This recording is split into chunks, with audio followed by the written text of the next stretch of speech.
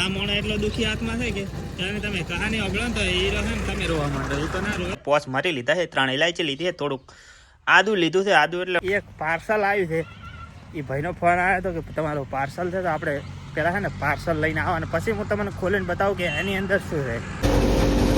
હાલ વણી હવે લાવવાની કામ કરવું પડે.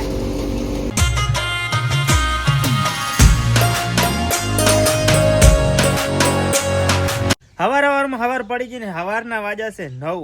હેલો ફ્રેન્ડ, સ્વાગત છે તમારું બધાનું અમારા નવા બ્લોગમાં. ને શિયાળાની સવાર છે ને, તો બધા અત્યારે એમ કે બધા નહીં એટલે મતલબ હું છે ને વિટામિન ડી લઉં છું, કારણ કે ને 9 વાગ્યા છે ને તો હજી ઠંડી ઉડે એમ નથી. એટલે હું આવીને બેઠો છું તડકે. અને આ ત્યાં અમારે સીધી હવે વિડીયોમાં કન્ટિન્યુ બન્યા રહો, મજા આવશે. આપણને લાગી છે હવારમાં ભૂખ, અને હવે આપણે જશે ને 20 રૂપિયા લઈને દુકાને જશે, કારણ કે કોક નાસ્તા માટે લઈને આવે. કારણ કે માર બહેની ગયા છે અત્યારમાં સાર લેવા, જેટલા વાગે આવે ને ખાવા ક્યારે બનાવે એ કોઈ નક્કી ન હોય, ઠકણું ના હોય. એટલે છે ને આપણે પેલા નાસ્તો કરવા માટે કોઈક લઈ આવે. અને આ જોઈ રહ્યો માર બહેની ખેતરમાં સાર લેવા માટે. હવે એ ચારે આવે એ કોઈ આપણે ઠકણું ના હોય. એટલે છે ને આપણે દુકાને આવી ગયા. તો આપણે દુકાનેથી લાવ્યા છે 2 બિસ્કિટ.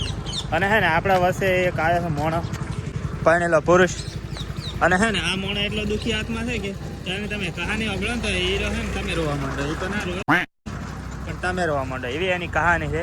એ છે ને આપણે કોઈક દાડો કહેશું. દુકાનેથી આપણે લાવ્યા હતા બિસ્કિટ. અને હવે છે ને એમાં કેવું છે ખબર કે હવે બિસ્કિટ તો એમને એમ તો ખવાય નહીં. એના માટે છે ને આપણે પહેલાં કરવાનું છે દૂધ ગરમ, કારણ કે છે ને દૂધ વગર તો એકલો બિસ્કિટ તો ભાવે એમ નહીં. અને દૂધ છે ને પહેલાં આપણે વાટકામ લીધું ને માપ લઈ લીધું, કારણ કે આપણે છે ને આટલું જ લેવાનું હોય. પછી ડાયરેક્ટલી તપેલીમાં લો ને તો પછી માપ ના રહે, કો તો વધારે પડી જાય, કો તો ઓછું રહે એનો પ્રોબ્લેમ નહીં, પણ વધારે પડી જાય તો પ્રોબ્લેમ રહે. એટલે છે ને આપણે વાટકામ લઈને ને પહેલાં હવે મને તપેલામાં રેડશું. અને હવે આપણે છે ને એને ગરમ કરી નાખશું, પછી આપણે નાસ્તો કરીએ. હવે આપણે છે ને દૂધમાં નાખવાનો છે આટલો થોડો મસાલો, એટલે છે ને એનો સ્વાદ બદલી જાય. પોચ મારી લીધા છે, 3 ઇલાયચી લીધી છે, થોડુંક આદુ લીધું છે. આદુ એટલે હૂંઠ છે. અને ઓલું આ શું છે એ ખબર નહીં આપણને, એટલે એને ખબર નથી તો આપણે નાખવું નથી, બરાબર. તો આટલું આપણે એની અંદર નાખવાનું હોય, પણ પહેલાં એના માટે છે ને વાટવું પડશે. ને વાટવા માટે છે ને આપણે પાસે ખોડની તો હાલ છે નહીં, કારણ કે ઘરમાં કોણ લેવા દે, એટલે આપણે એના ઉપર ખોડી નાખશું.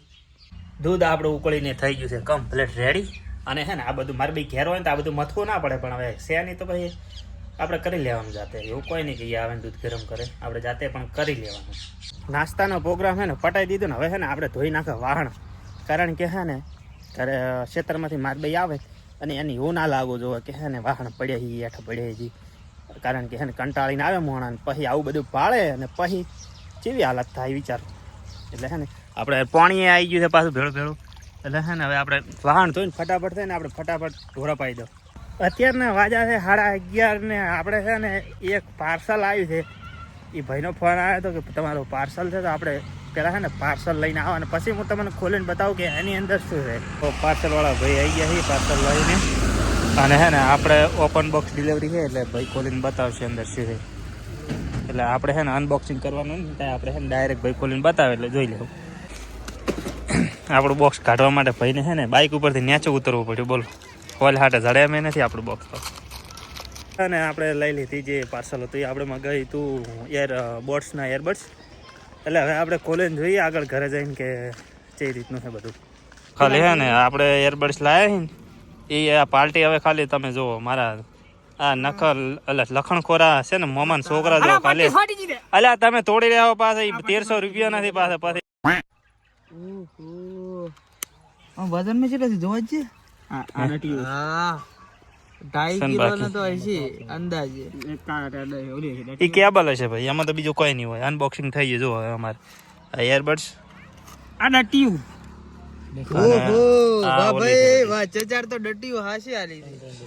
બપોરનો ટાઈમ પતી રહેવા આવ્યા છે ને વાગ્યા છે 3, એટલે બપોર જ કહેવાય. પણ હવે છે ને મારે જવાનું હોય ખેતરની અંદર, કારણ કે જે આપણે મગફળી કઢાયેલી પડી ગઈ છે ઢગો, એને આપણે ઠેસરની અંદર બસવવાની છે. તે આપણે જઈએ ખેતરમાં. તો હું આવી ગયો તો ખેતરની અંદર છે ને આપણે આ ઢગો છે ને પસવવાનો ઠેસરની અંદર. અને હું આગળ મારા ભાભી, મારે કાકો અને ભરતભાઈ છે ને એ બધે આવી ગયા છે ને. હવે આપણે છે ને આ ઢગો પસવવાનો છે ને પડી જાય લગભગ અંધારું થઈ જવાનું છે 100%, કારણ કે છે ને ઢગો મોટો છે. આખું ટોલું ભરીને 4 વ્હીલર ટોલું છે ને એ 200 બોરી જેવું થાય, 150 તો થાય એટલા બોરી છે ને આપણે મગફળી પસવવાની છે. તો ફાઇનલી છે ને ટ્રેનર થઈ જશે ચાલુ. આ સાઈડ આ રીતે ઓરવાનો ને પાછળનો કચરો છે એ બધો ઓળખણ આવશે. અને મારા ભાભે ને બે તગારે ઉપાડે છે, મારા કાકો આગળ છે ને દતાળી મગફળી ભરે છે. અને તગારે ઉપાડે આપણે નાખવાના નહીં, ભરતભાઈને હાલવાના નહીં, અંદર નાખશે. એટલે હે ને આજ તો આપણે રાત પડવાની થઈ ગઈ, એટલે તમે કીધું ને ભણી પડવાની થઈ તો 100% છે. કારણ કે ટ્રેનર જ મોડું ચાલુ છે 4 વાગે જેવું.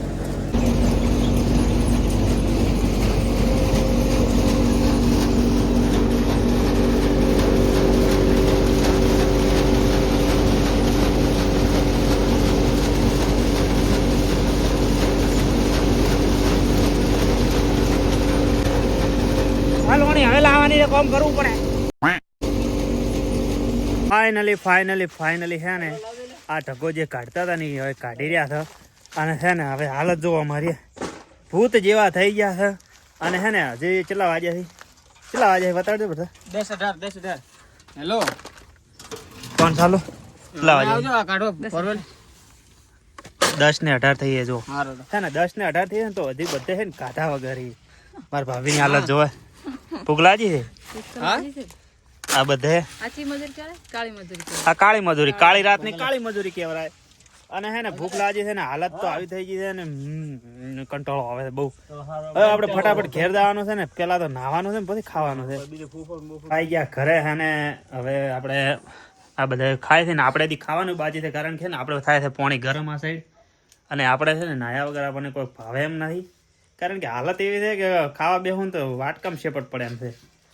એટલે તો હવે ફટાફટ નાઈ લો ને. તમને હે ને આજનો વિડીયો કેવો લાગે, વિડીયો ગમે તો લાઈક કમેન્ટ શેર સબસ્ક્રાઈબ કરી દેજો. હું મળું તમને નેક્સ્ટ વિડીયોમાં. ત્યાં સુધી બધાને જય માતાજી એન્ડ બાય બાય દોસ્તો.